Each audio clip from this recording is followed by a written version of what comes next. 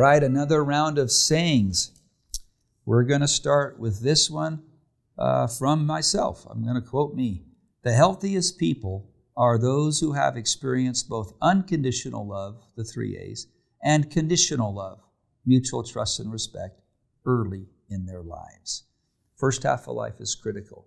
If your environment was chaos and or rigidity, you're going to struggle with the second part of that, so the mutual trust and respect. But you'll have the inappropriate level of the 3 A's.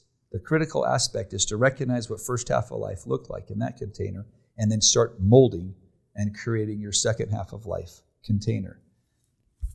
As a Christian, this one I really like. Jesus is never upset with the sinner. He is only upset with people who do not think they are sinners. This is by Richard Rohr. He's a Catholic monk. Let me tell you what that means to me and why that is such a favorite of mine. I've met far too many people who are very good at judging everybody else's maladaptive behavior without even thinking or questioning the assumptions that they somehow are culpable in someone else's challenges, let alone their own. Jesus, let's just take it from just plain reality. I don't care if you make a mistake. As a parent, I'm not so interested in the mistakes, but I am interested in the retakes.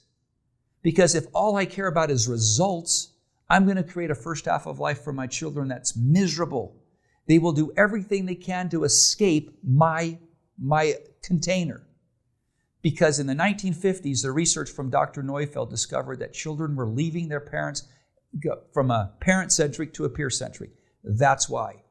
When parents think they're the ones who are the virtuous ones, and they're not willing to accept that they might have some challenges and question their own assumptions, that's why we're getting snowplow parents, helicopter parents, and emerging adults who are 10 years behind the maturity curve from generations gone by.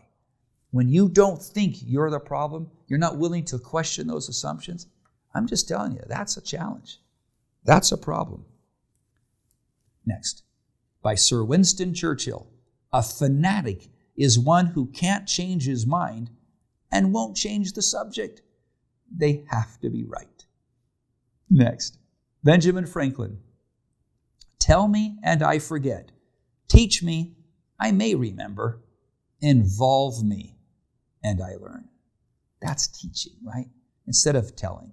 What a wonderful environment that would be if more supervisors, leaders, and parents involved in the Franklin type approach.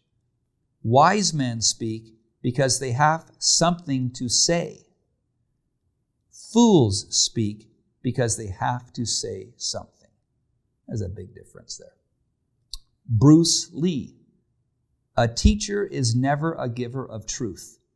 He is a guide, a pointer to the truth that each student must find for himself. My definition of teaching is to delegate learning to the student, where learning is the process of self-discovery. I happen to be fond of Mr. Lee. W.H. Auden. We would rather be ruined than changed. And then this is anonymous. Before you pass judgment on one who is self-destructing, it is important to remember that they usually aren't trying to destroy themselves. They're trying to destroy something inside that doesn't belong. Those are our loved ones. Those are those people who are just miserable. It looks like they're self-destroying and sabotaging everyone because they're telling themselves false narratives. What they're really doing is trying to root out the self-destructive behavior from within. Gary Sabin. If you are complacent with your goals, you are complicit with the results. Now I'm going to give you one more, but the purpose of them is just so you take a moment to contemplate. This would be great conversation on a date, a great conversation at dinner table. Any one of these. Bring it up and have a conversation about ideas. Remember, great minds discuss? That's the last quote. Hyman Rickover. Great minds discuss ideas. Bring a saying up. Have a conversation about it. Let their minds be fertile. Let them talk about it, think about it.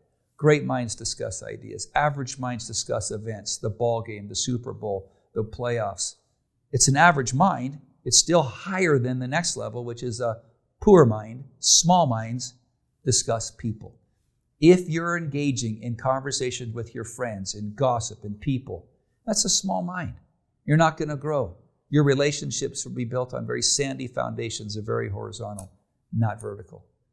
All right, that concludes our sayings right now. Thanks for listening.